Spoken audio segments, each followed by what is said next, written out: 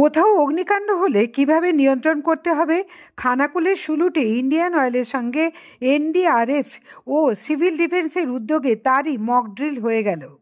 অগ্নিকাণ্ড সহ বিভিন্ন জায়গায় বিপর্যয় উপস্থিত হলে কিভাবে অত্যন্ত দ্রুততার সঙ্গে তা নিয়ন্ত্রণ করতে হবে বা বিপর্যয় মোকাবিলা করতে হবে, খানাকুলের রামনগরের শুলুটে তারই মহড়া বা মক ড্রিল হয়ে গেল।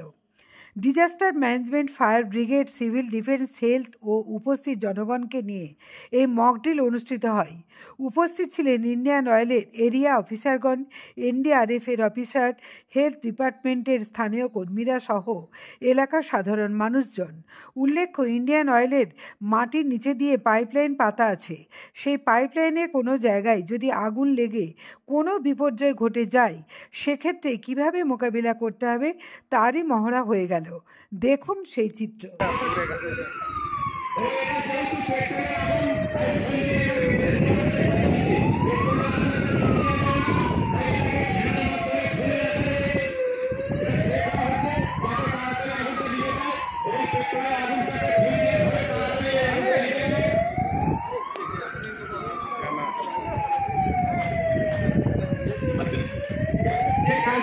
তারা এখন ট্রিটমেন্ট চলছে, তাকে প্রাথমিক ট্রিটমেন্ট করার পরেতে এখানে অ্যাম্বুলেন্সকে ফোন করা হয়েছে এবং অ্যাম্বুলেন্স থেকে এবং ডিজাস্টার ম্যানেজমেন্ট দ্রুততার সহিত সেই ক্যাজুয়ালিটিকে নিয়ে গেল।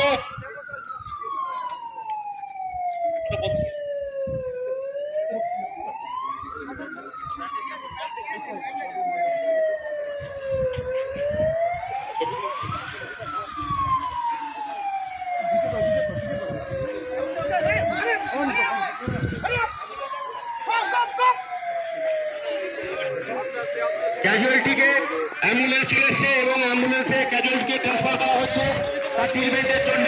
এখানে হেলথের লোক ছিলেন, এখানে একটা প্রাথমিক একটা ট্রিটমেন্ট করার পরে তাকে স্থানান্তরিত করা হচ্ছে।